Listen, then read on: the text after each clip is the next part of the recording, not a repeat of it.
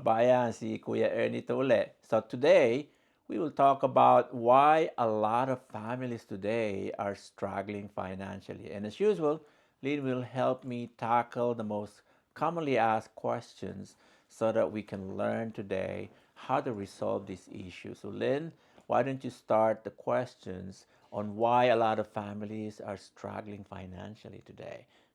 That's the question I wanted to ask. Okay. Well, like you, for instance, being in the medical field, uh, I would assume that making more money is not the main issue, right? That's Because you guys can have double job, triple jobs, and you are getting paid well on your job. But still, if you look at a lot of families today, even though they are in the medical field, even though they are two income earners, mhm. they are still struggling, and usually they are on paycheck to paycheck, right? Yep. Is this a common thing in your work area? Yes, it is. And then, at the end of the day, they want to relax. They want to spend something. It's their reward for So it's themselves. like an escape. Yes. So they, I they, they don't know if you call travel. that Yeah, escape. that's an escape from reality. Yeah. Here's the problem with that. On your day off, you go on a trip, you travel, and you feel good, right? But the thing is, you're traveling on borrowed money. That's Okay, okay. so when you come back, it's not really solving your problem. You still go back to the same thing, and now it's worse because now you owe more. Oh, Okay, that's it's true. called instant gratification. You're spending money that you have earned yet. So if How you're do you asked, do that? so you're asking me what is the main reason, or what are some of the reasons why a lot of families are struggling financially today? Well, number one is spending habits. Okay, Okay. so because we tend to spend on things we cannot afford. So I take, want to reward myself for working so hard. So uh-huh. for me, like, I want to buy a bag Okay, or, not just a bag, right? What depends. kind of bag? Like, for example, nurses, they want to buy Louis Vuitton, Okay, what does that give you Gucci, really? When Chanel. you buy an expensive bag, for instance, what does it give you? Um, I'm so happy because I work hard and I feel like I deserve it. Yeah. So I remember one of our friends who's also a nurse, and when you enter her house, right from the door, you will see her collection of bags, right? Onto the stairways and onto the living room and the bedroom. So she put all her money into investing in bags. But here's the problem there. What happened to her? And then she got into an accident, That's right? right. And she was on disability for so long, but because she did not save enough money for emergency, now she's in trouble financially. And this is one of the things that give us money stress because of the wrong spending habits. We tend to focus on things that don't appreciate. Okay, things it may feel us make us feel good, but it puts us in debt. And instead of saving enough money for the rainy days, we put the money into these things that we cannot use in times of emergency. Yeah, because you might say, well, they have value, so I can sell them, but you're not going to sell them on the same amount. It's going to depreciate because so in a way you're losing money. And these are not emergency funds. You cannot dispose them right away because emergencies are emergencies. That means it's urgent. When you need the money urgently, you're not going to have it because you put them in bags, you put them in things that are not liquid. Do you remember when I used to buy shoes? Mm-hmm. I would Expensive buy, shoes, not just shoes, right? yes, the like a Valentino worth about $1,000 or Uh-huh. more, Uh-huh. and I would What buy. about that I what's that? The wait, hold on a Louboutin? second. Uh-huh. I would Okay. buy that. Okay, that I have this striped different colors of Valentino, and I have this another Valentino. They're both like over $1,000, Mm-hmm.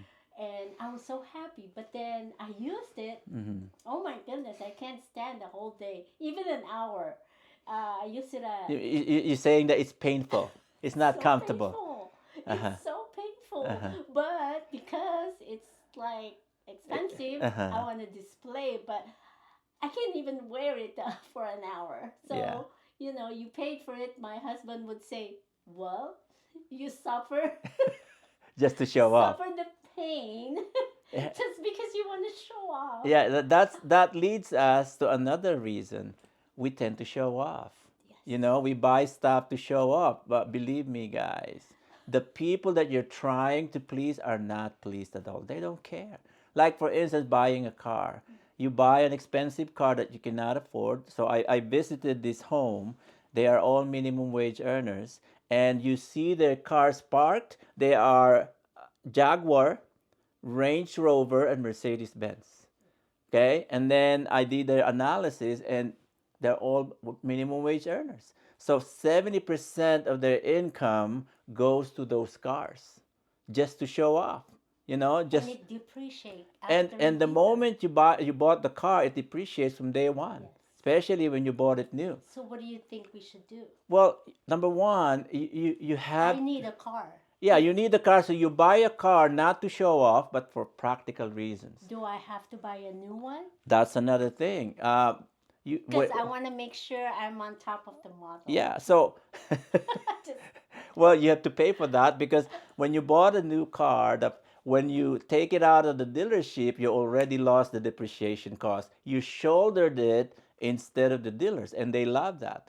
Okay, so you tend to buy stuff that depreciate right away. So to be wise about that, if you buy a certified used car, it's almost as good as new minus the depreciation cost. Plus, it has warranty.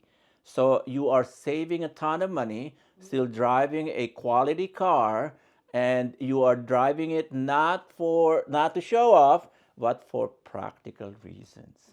You're buying it for practical reasons so that you can go back and forth to your work, so that you can make more money instead of owe more money. That yeah, is number one, I spending yes, habits. we were at the car dealership and I was looking at the 2024 Lexus, which Mhm. is a very nice one. But 60,000 it's a 60,000 and the monthly is how much? to almost 2,000. $2,000. Yeah, And then he told me, we don't really need that. We need a certified. So yeah. from the $1,200 that we were supposed to pay. No, that's just a lease. That's not Oh even yes, purchase. it's a lease. Yeah, if you're buying, it's 2,000. How much did we end up paying for this? So when we bought the certified, we saved 20 grand with the warranty, and the premium went down way below, and still drive a good car. So that means we're not stressed out in paying a monthly. We don't need to work three jobs Yeah, just to pay for those. yeah. So we just have to be wise, Yeah, right? the other thing is buying the house. So when you're choosing a house, you ask yourself, do I really need a 5 bedroom? Do I need to need a 4 bedroom? Why are you buying that? I know this person. She bought a 5 bedroom house, and she was bragging that she would spend 4 hours just cleaning that house every Sunday. And there are just how many people in there? Just two.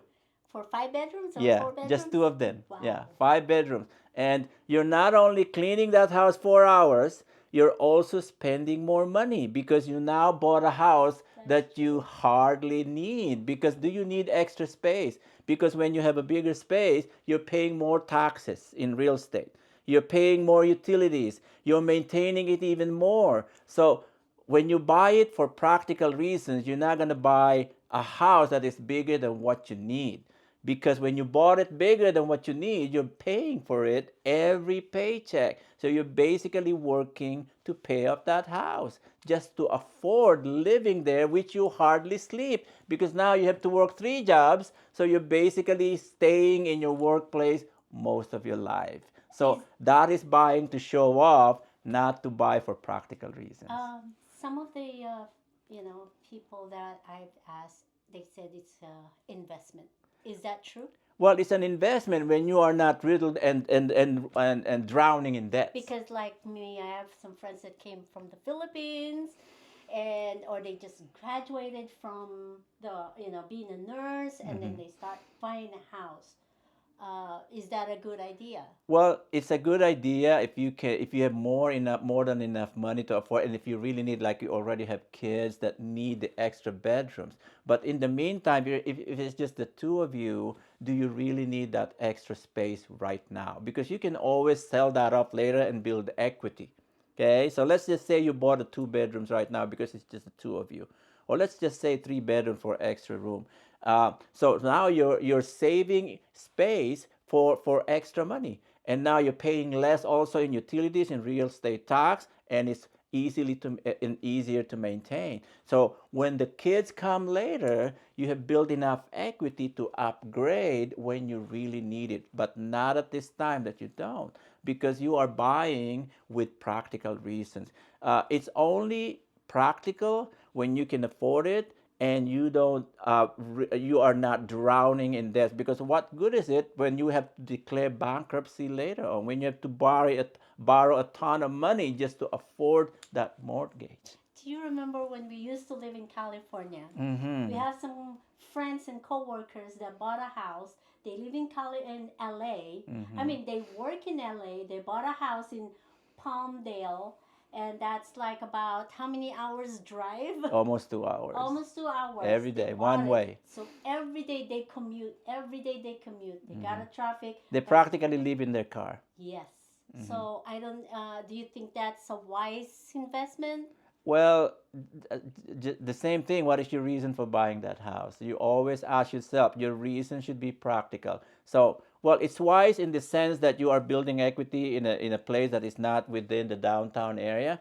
But as far as the commuting is concerned, you're losing time and money as well, because that time should have been spent with your family. That time should have been spent making more money, and now you're in traffic just I to drive back and forth. So what do I need if I need to save money and not spend so much on unnecessary stuff? Practical reasons. Always buy stuff for practical reasons. Because if you buy stuff to show off, you're gonna be drowning in debt. And The, invest it on a different way, the other right? thing, Learn. the other thing that causes people to be in trouble financially is impulsive buying.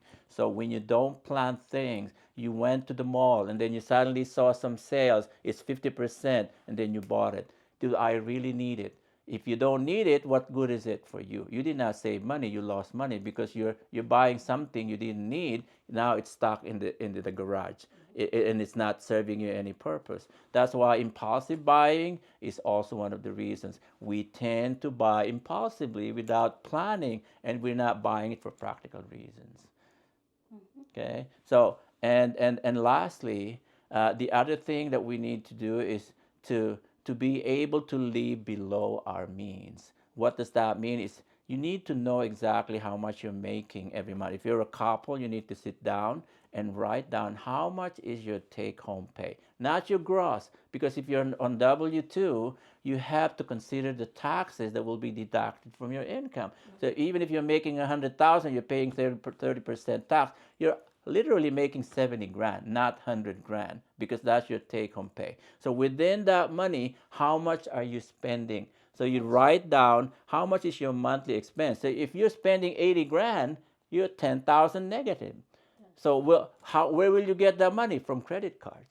Yeah, that's right. And then if you need to have also put a little bit of money for the emergency funds just in case something happened to your car, That's or right. you need an oil change, you Yeah. need a tires. Yeah. You need to think about that You instead of cannot have not have extra money.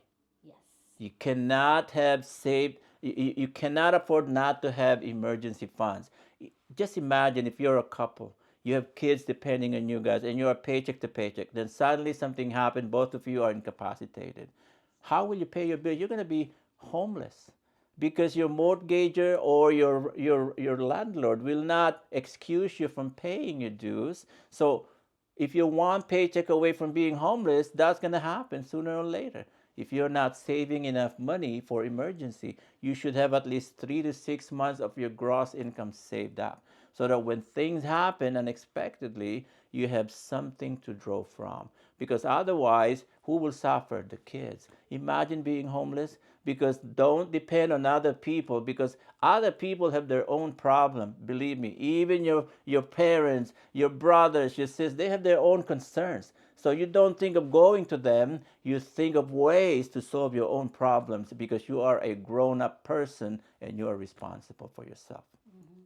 That's good. Okay? Well, that's all we have. It's a little bit hard, it's a little bit rude, but Yes. sometimes truth hurts, and we need to understand the truth so that We've we can do experienced something. it. We went through all this stuff and we were so hard on ourselves. There was a time that your allowance was $20 a week, right? Yes. When you were taking up nursing, because I was the only one providing for the family. We sacrificed, we cut down on all non-essentials. No Starbucks coffee, no cable, nothing non-essential, so that we can survive and become better off financially.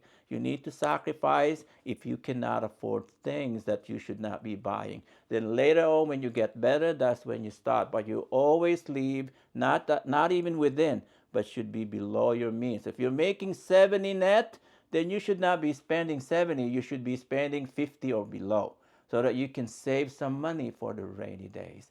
That's how you get out of being financially challenged, so that you can have a better quality of life. Well, that's all we have. See you on the next episode. I hope this helps you become more practical so that you can have a better quality of life. See you next week on our next episode. Have a blessed weekend. God bless everyone. We love you.